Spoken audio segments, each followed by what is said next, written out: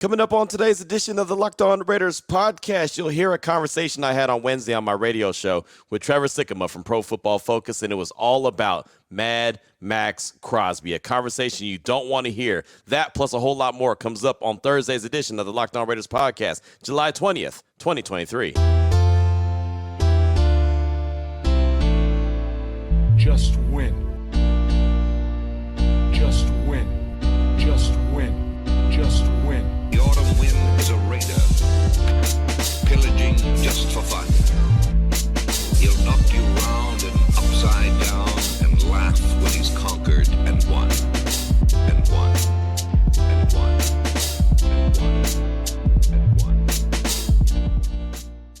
And welcome here, Raider Nation, to another edition of the Locked On Raiders podcast. Thank you so much for making the show your first listen of the day. Make sure you subscribe or follow for free on YouTube or wherever you get your podcasts to get the latest edition of the show as soon as it becomes available. Of course, if you're checking us out on YouTube, we do appreciate you as always. Definitely appreciate my man Ari. Does a great job each and every day making sure we're up on YouTube, we're looking good, we're sounding good, we're doing what we're supposed to do, right? Of course, Ari's keeping us in check. You can find him out on Twitter at Ari Produces. You can hit me up on Twitter as well, at your boy Q254. And if you want to hit up the Locked On Raider podcast voicemail line, 707-654-4693. We won't have any calls or texts coming up on the show today. Actually, I do have one text, but it'll come up in segment number 1 of today's show, but none in segment number 3 because that'll be part 2 of the conversation that I had with Trevor Sikkema from my radio show on Wednesday, Raider Nation Radio 920, Unnecessary Roughness. Really good piece from Trevor, all about Madd Maxx Crosby. If you have not seen it on Pro Football Focus, you got to check it out. It's actually called Maxx Crosby. Raiders Maxx Crosby is running and winning his own marathon to be the NFL's best. I'm telling you, you're going to hear the conversation, both parts 1 and part 2 with Trevor Sikkema, but you really want to do yourself a favor and read the article. Really good stuff, taking him back to when he was in high school, his recruitment to Eastern Michigan, how basketball played a major role, how he got his weight up, how he lost weight, got some good weight, everything, how The Last Dance had a lot to do with where he's at right now as a professional, how he became a 4th-round pick in the NFL. A lot of good stuff that you definitely want to hear. That's coming up in segment number 2 and segment number 3 of today's Locked On Raiders podcast. Segment number 1, I'd like to hit you with the news and the notes of the day. And if you're looking at the calendar, it's July 20th. What does that mean? The rookies report to camp today. The veterans don't report till the 25th, and the first day of practice is on the 26th. But all the rookies, undrafted free agents, all the guys that were drafted, those guys, some of the free agents even, they show up today at camp. Now, I'll say this. None of us are allowed there as far as media goes, so I won't be able to bring you any coverage and say, I saw Tyree Wilson, or I saw Trey Tucker, or I saw Michael Mayer.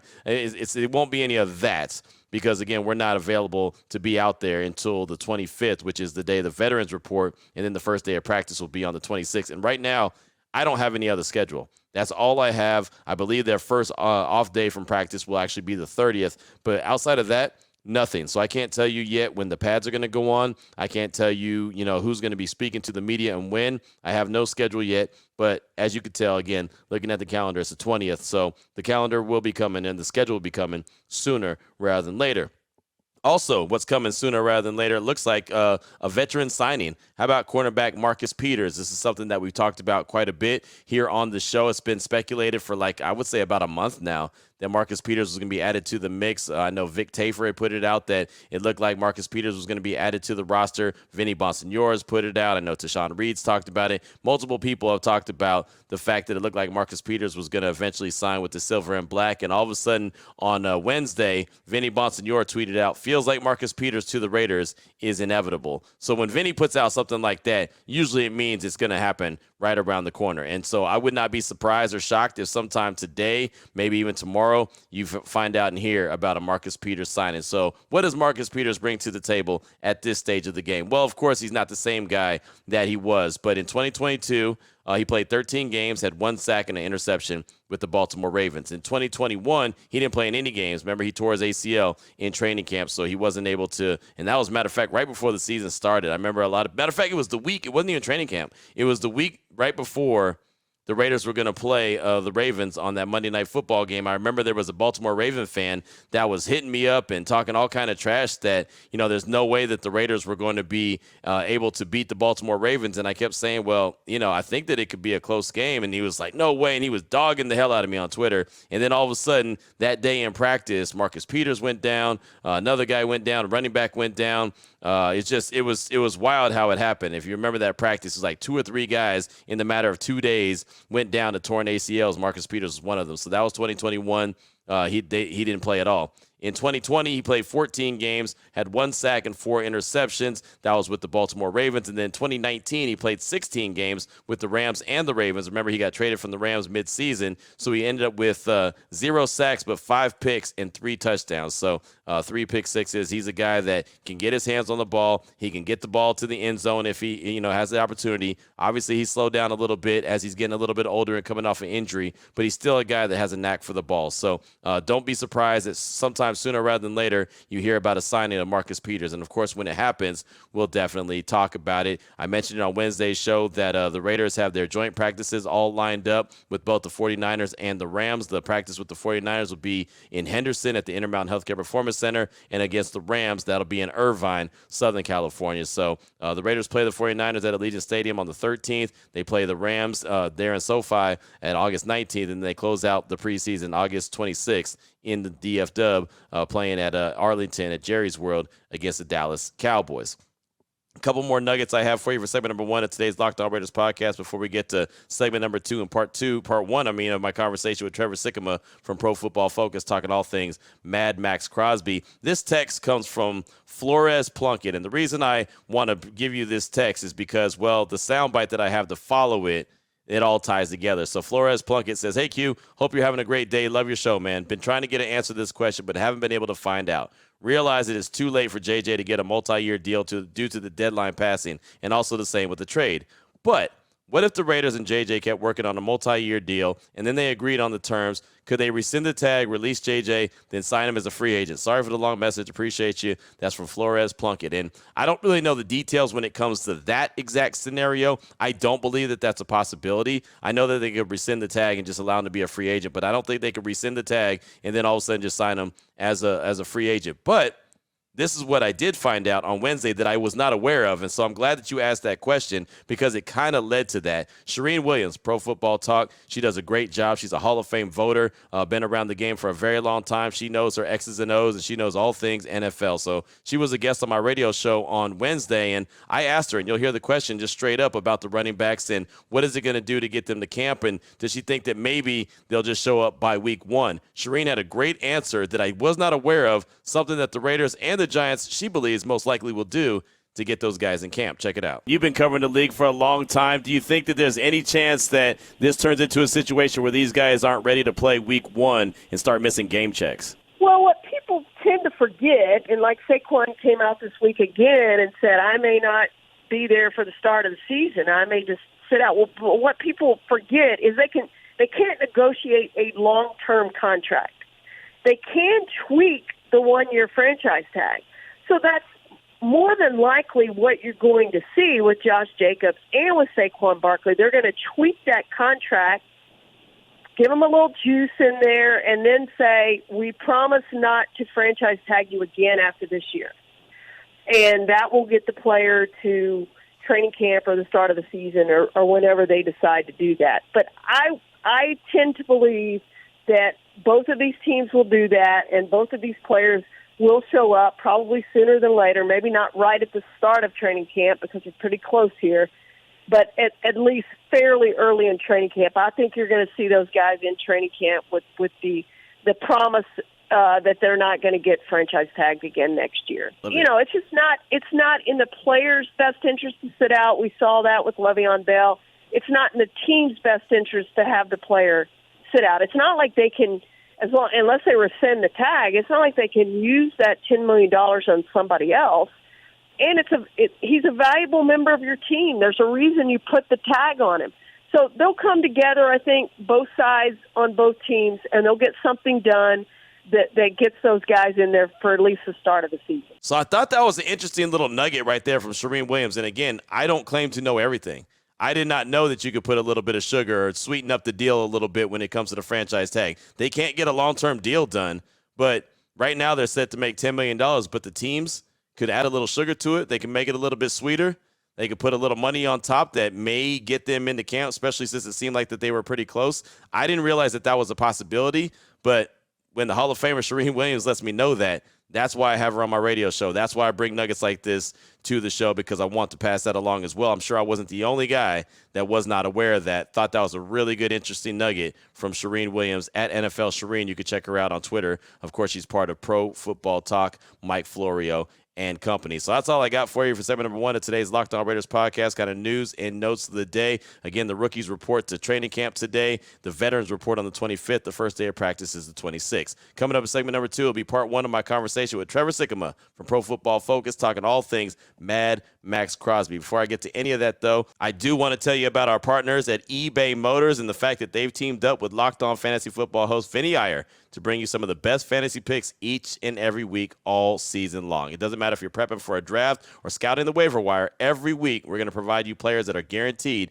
to fit on your roster. So, with draft prep underway for the upcoming season, let's see who Vinny has picked out for us on this week's eBay's Guaranteed Fit Fantasy Picks of the Weeks. And I would tell you about running backs, but it's kind of a sore subject right now. So I'll go ahead and talk about the wide receiver position. How about CeeDee Lamb and A.J. Brown? He says, looking to make a smooth turn in fantasy football snake drafts with the last pick in the first round and the first pick in the second round, catch an initial spark for your roster by revving up with 2 elite NFC East wide receivers, the Cowboys' CeeDee Lamb and the Eagles' A.J. Brown. A letter-perfect guaranteed early fit. Count on Lamb driving Dak Prescott in Dallas' new-look passing game to big numbers, and Brown revving up Jalen Hurts' downfield throwing often again in Philadelphia. So, again, those are the guys he's focusing in on, CeeDee Lamb and A.J. Brown. Vinny Iyer from Locked On Fantasy Football is going to help you win your fantasy championship, and eBay Motors knows a championship team is about each player being a perfect fit. Same with your vehicle. With eBay Guaranteed Fit and over 122 million parts and accessories for your vehicle right at your fingertips,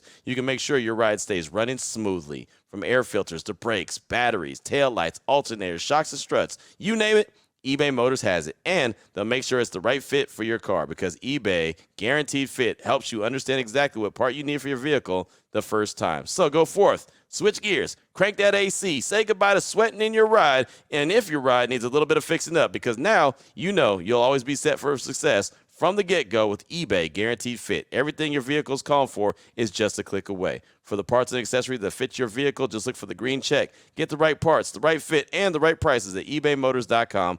Let's ride. Not Russell Wilson. eBay Guaranteed Fit. Only available to U.S. customers. Eligible items only. Exclusions apply. All right, Raider Nation, here we go. Segment number 2 of today's Locked On Raiders podcast. Ready to jump into part 1 of the conversation. Really good conversation I had on Wednesday on my radio show, Unnecessary Roughness, Raider Nation Radio 920 with Trevor Sikkema from Pro Football Focus. You can check him out on Twitter at Tampa Bay Trade. Does a fantastic job. He joined my radio show to talk about a piece he did on Madd Maxx Crosby. I encourage you to read it. Raiders Max Crosby is running and winning his own marathon to be the NFL best.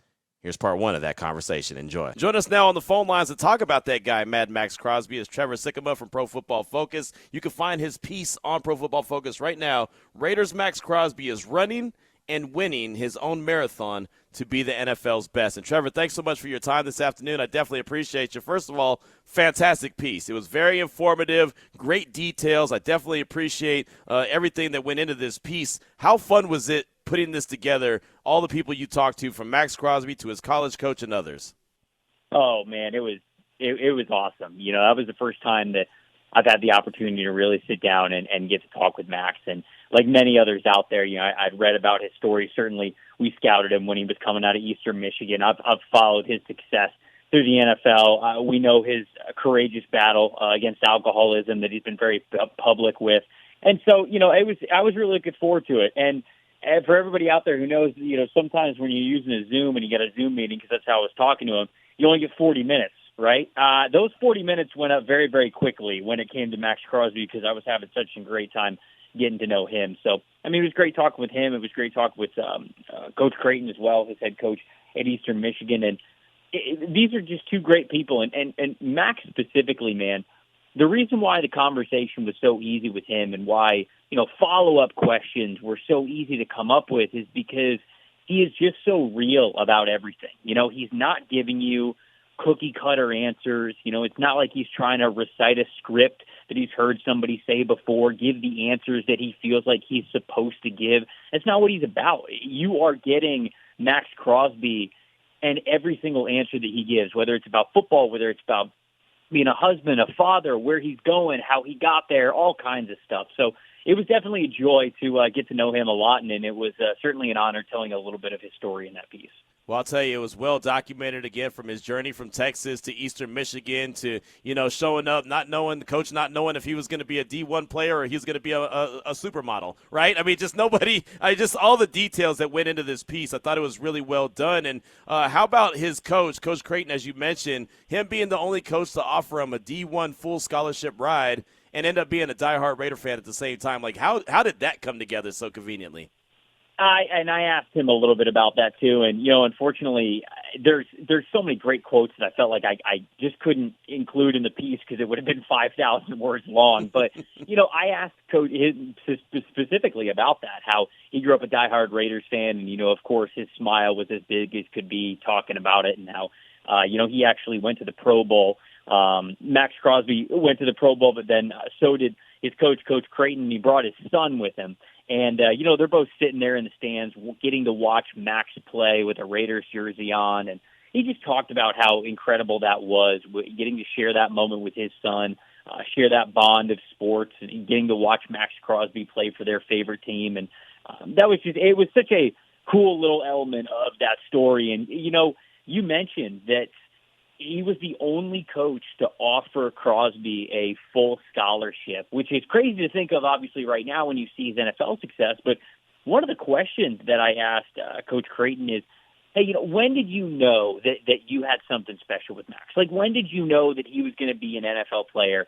And his answer, again, very real, and it was great. He's like, look, I didn't. He's like, I didn't have this moment where I was like, oh, yeah, this guy's going to absolutely dominate the NFL, especially from those first impressions that he had as a recruit and when he got onto the field early on. But shortly after that, he talked about Crosby's work on the scout team when he was just a redshirt freshman going up against some juniors and seniors that they had on their offensive line that eventually went to the NFL, one of them being Andrew Wiley, who is a reigning Super Bowl champion with the Kansas City Chiefs.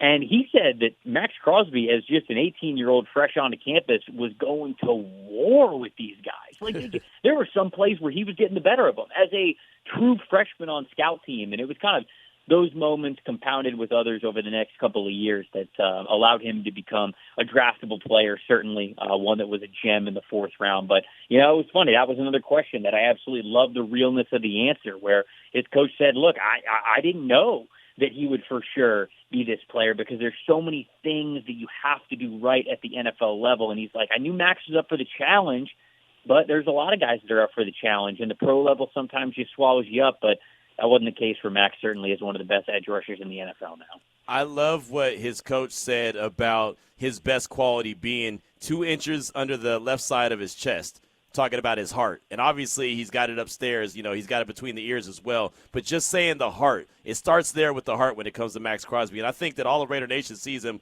put that on the line each and every day. Just how big is that's where it all starts, is the heart?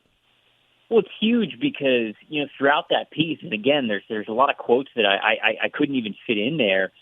His mindset is just, it's all pro. You've got to be an all pro between the ears, like you mentioned, and within your heart before you ever step onto that football field. Because, when the going gets tough, if you will, when things go unexpected, when adversity really punches you in the face, and sometimes that can be metaphorical. Sometimes that can be in the form of a massive all-pro offensive tackle who's standing in front of you. You've got to be able to adjust to it, and not just adjust, thrive. And you can only do that if you believe you're the baddest dude on the field, and you know in your heart that you have done everything you could do to make yourself ready for those moments. And I think that's the part of Maxx Crosby that is so awesome to watch and so cool to listen to, is that he really has this no reservation type of mentality when it comes to being the best version of himself. So when those moments come, he talks about how I live for those big moments under the bright lights, but it's because he's ready for them, and it's because that he can 100% say with confidence, I prepared for this moment as much as I possibly could. Mentally, physically, in the weight room, in the film room, with my diet, like whatever it is. And that is the product that you've seen over the last 2 years as a guy who has led the NFL in pressures. And so that to me, I asked him about, hey, what makes a great pass rusher? Hey, what do you do as a pass rusher and things like that? And it was so much more evident that, of course, he's physically gifted. He's got the long arms. He's got the great burst. He's got the agility, all these things. But what truly allows him to be in that tier one of edge rushers is the fact that his preparation and his mentality is all pro before he even plays a snap out there every single year. So that was the thing that really stood out to me. Talking all things Maxx Crosby right now with Trevor Sikkema from Pro Football Focus. He's got a piece out right now. Raiders Maxx Crosby is running and winning his own marathon to be the NFL's best. And so I ask you, as we've seen what he's been able to do over the course of his short career, and he's got the contract extension, he's the leader of the Raiders, how does a guy with all those great attributes that we just talked about, how does he slip to the fourth round? Yeah, that is, something that I talked about in my piece. That's something that, of course, he was an unknown as a recruit. We went over the fact that he really only had one scholarship offer, and a lot of, whether you like it or not, a lot of scouting profiles for these guys start as recruits. And when you are a lower star recruit, sometimes you're just not getting noticed. Sometimes they're not paying attention to you as much. For as much as I think it is an empire scouting at the NFL level, it's not always true that, hey, if you play well, people will find you. And I think that was kind of the case with Crosby. All right, well, he had a couple of quiet years at EMU. He really kind of burst onto the scene his final year there. He played well. He was an all-conference selection. But you just never know. It was almost kind of a repeat of what the recruiting cycle was for him, where you just go, hey, man, there's a lot of things to bet on here, but it can go either way with him. And really, again, it just comes down to that drive and that want to, those 2 inches below the left side of your chest, if you will. But that's what every scout's looking to find.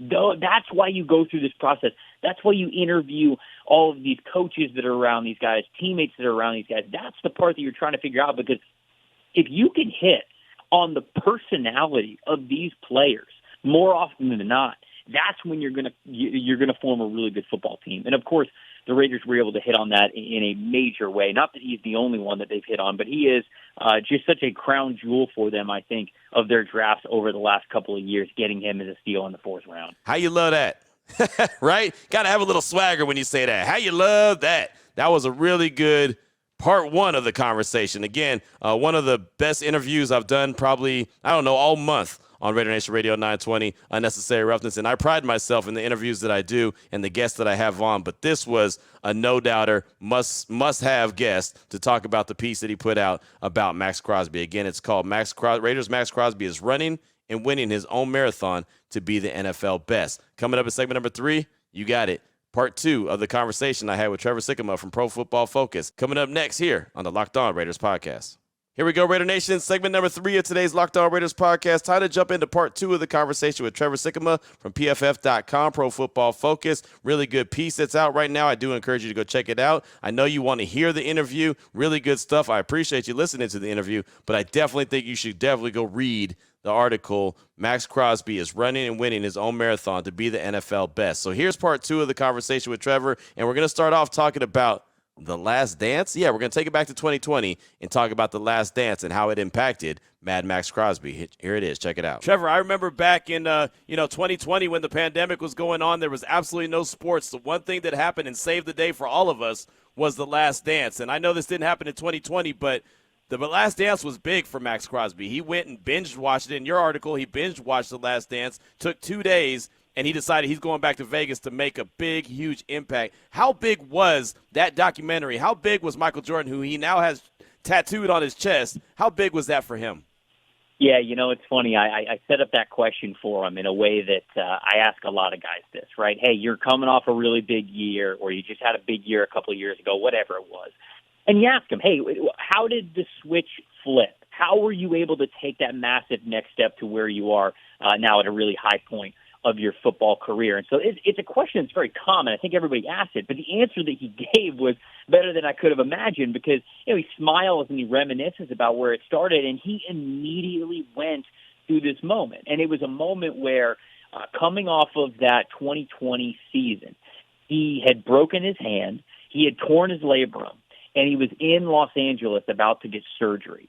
And he says that he remembers sitting in a hotel room with his now wife, Rachel, and they're sitting there. They're 2 days out from getting these 2 major surgeries. And the body feels broken. You know, it wasn't the year that he wanted to have coming off of that rookie season. And he sat there, and he's a huge basketball guy. So The Last Dance, I'm actually really surprised that it took him that long to watch The Last Dance, knowing how big of a basketball guy he is. But I guess that kind of just tells you how crazy these guys' schedules is. So he binge watches the whole thing in 2 days. And the way that he talked to me about how inspired he was about that, you see that out on the field. And he said to me, he's like, I told Rachel at the time, I'm about to go back to Las Vegas and change everything. And he did. He changed his preparation, both in season and off season. He changed how he approached his diet, his strength and conditioning, how he approached what he does on the field, how he prepares for it, how he's going to watch film against a lot of these other guys. And it was, again, that inspiration to win and be a champion in your mind before you are in your trophy case, if you will. And he said, look, Michael Jordan believed that he was the best basketball player and nobody could tell him any different. And just after that full conversation with Max, whether we were chatting about the Last Dance part of his story or anything else, it's very clear that he believes he's the best edge rusher in the NFL. And simply every time he goes out there every Sunday, it's just about proving it. It's not about proving it to himself. He already believes that wholeheartedly. It's about proving it to everybody else. And that's that MJ mentality. He talked about Kobe Bryant as well, just these guys who had full confidence in their own abilities. And that's something that has just permeated throughout his entire process of how he has become this great edge rusher. Tell you what, I thought that was an awesome part of the story. Again, Trevor Sikkema is our guest from Pro Football Focus here on Raider Nation Radio 920, Unnecessary Roughness. So you mentioned he wants to be the best. He believes he is the best. You're there at Pro Football Focus. He's been the leading guy when it comes to getting pressures in the NFL the last 2 seasons. How does Maxx Crosby now take his game to another even higher level that he's playing at already? Yeah, so I mean, it's hard to say that he can, right? And that's not a knock on him. He's in that tier 1 of edge rushers. You know, it's funny. A couple of weeks ago, not knowing that I was going to have the opportunity to do this story, I had the pleasure of doing the edge rush rankings in the NFL heading into the 2023 season. And I had Maxx Crosby, I believe, at number 5 in that tier 1 of edge rushers. So, you know, I had him with guys like Myles Garrett, Nick Bosa, T.J. Watt, Micah Parsons, Joey Bosa was also in that group. And so he was in that tier 1, but he was number 5 for me. And while we were having this conversation, he was talking about wanting to be number 1. I was honest with him at the end of the interview, and I said, hey, man, I had you tier 1, but I did not have you at number 1. And, of course, I said to him, I'll be very excited for the day that I can hopefully put you at number 1. And he laughed and he looked at me. He's like, I will hold you to that. So, nice. You know, when that happens one day, I'm hoping that in a couple of years, he's just got so much consistency to him that it's undeniable, right? Because that is the big difference right now. You know, his pass rush win percentage was 24.2, which was by far the highest number in the NFL that 2021 season, where he led the NFL in pressures as well with 100. If you combine what he's done over the last 2 years, he's still number 1 in pressures, but his pressure percentage, how often he is affecting the quarterback, that dipped a little bit last year, and so that number is a little bit further down, which again, you know, it keeps him in that conversation with the best, but what puts you up at number 1, and for example, I had Myles Garrett at number 1. It's because Garrett has been very high in his pass rush productivity for